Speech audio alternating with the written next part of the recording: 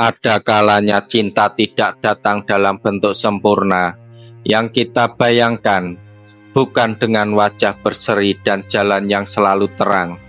Kadang cinta datang seperti hujan di musim kemarau, datang dengan rintik, tak bisa diprediksi, dan membuat tanah yang kering tiba-tiba subur. Begitulah Siti dan Dimas.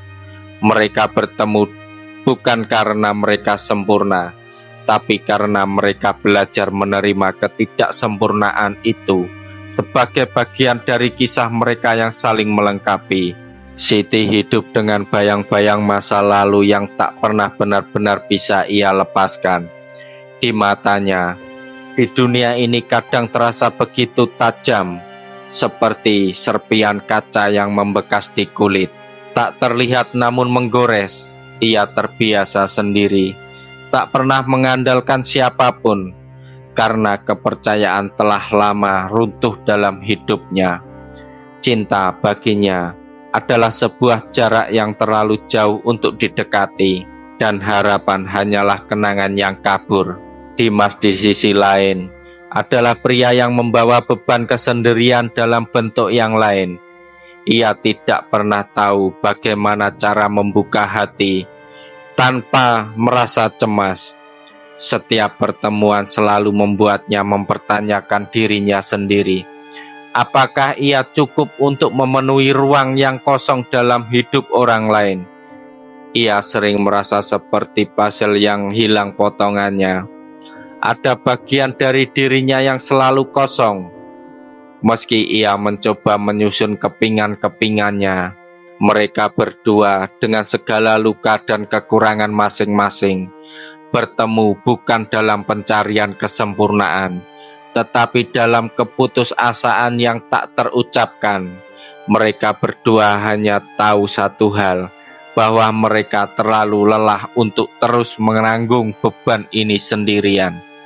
Namun tak ada yang menduga bahwa dari ketidaksempurnaan itu mereka akan menemukan sesuatu yang lebih jauh, lebih berharga.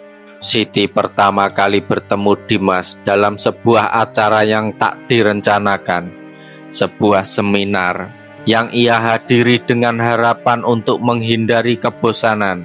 Mereka hanya duduk bersebelahan, dua orang asing yang masing-masing tenggelam dalam pikirannya sendiri. Namun ada sesuatu yang aneh, sesuatu yang tak terucapkan, yang membuat mereka saling berpandangan, seolah mengatakan, "Aku juga merasakan ketidakpastian ini." Tidak ada janji manis atau kata-kata manja yang mereka bagi, hanya percakapan kecil yang tumbuh perlahan, seperti bunga yang tumbuh dari tanah yang telah lama kering. Siti merasa nyaman dengan keheningan Dimas, sesuatu yang jarang ia temui pada orang lain. Dimas di sisi lain merasa ada kedamaian yang hadir setiap kali mereka berbicara, meski kata-kata mereka sederhana. Hari demi hari, Siti dan Dimas mulai menyadari bahwa mereka tidak perlu menjadi sempurna untuk saling mengisi. Setiap pertemuan membawa mereka sedikit lebih dekat, seperti dua aliran sungai yang akhirnya bertemu di hilir. Namun, meskipun mereka saling menemukan kenyamanan, ketakutan tetap menyelibungi. Bagaimana bisa dua orang yang begitu rapuh saling mengandalkan? Tapi di dalam ketakutan itu ada sebuah keyakinan yang mulai tumbuh.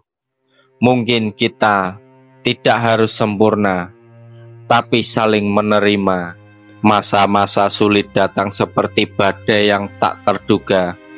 Ketika hubungan mereka mulai mendalam, luka lama Siti kembali muncul, dan Dimas dengan segala ketidaktahuannya merasa tidak cukup kuat untuk menghadapinya.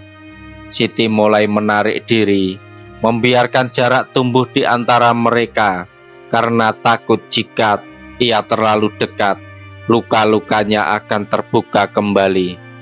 Dimas merasa semakin terasing, merasa dirinya tak mampu memberi apa yang Siti butuhkan. Mereka terjebak dalam kebisuan yang sama-sama menyakitkan. Namun di balik kebisuan itu, ada satu hal yang mereka pelajari. Cinta bukan hanya soal kebahagiaan, tapi juga tentang bagaimana bertahan di tengah badai. Dimas akhirnya mengerti bahwa untuk membuat Siti merasa aman, ia harus belajar mendengarkan lebih dari bicara. Siti, di sisi lain, belajar bahwa ketakutannya akan luka bukanlah alasan untuk menutup hatinya sempurna. Satu malam, setelah banyak hari penuh keheningan, Dimas memegang tangan Siti dengan lembut. "Aku mungkin tidak sempurna," katanya, "tapi aku akan berusaha mencintaimu dengan segala yang aku punya." Siti menatap matanya, dan untuk pertama kalinya ia merasa seperti rumah yang telah lama kosong kini dipenuhi kembali. "Kita mungkin tidak sempurna, Dimas," jawabnya dengan lembut, "tapi mungkin itulah yang membuat kita saling melengkapi." Tahun-tahun berlalu, dan mereka belajar untuk tidak lagi mencari kesempurnaan dalam satu sama lain.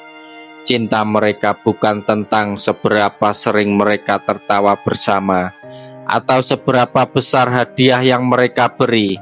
Cinta mereka adalah tentang belajar untuk melihat satu sama lain dalam keluarga dan tetap memilih untuk tetap ada. Mereka tidak sempurna, dan itulah yang membuat mereka saling melengkapi.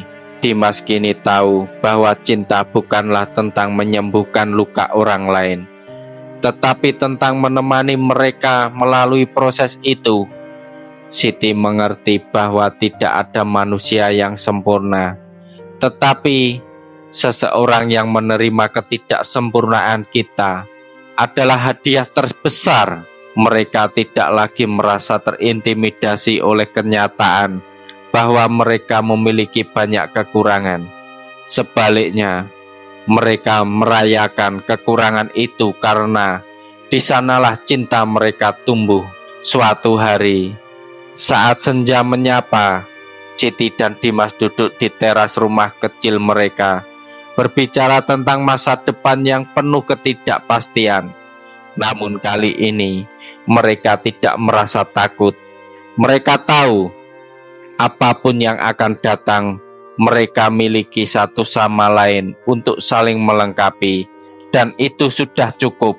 Pesan moral dari kisah ini: dalam cinta, kita tidak selalu menemukan kesempurnaan, tetapi dari ketidaksempurnaan itu, kita belajar untuk saling menerima, tumbuh bersama, dan menjadi lebih baik dengan cara yang berbeda.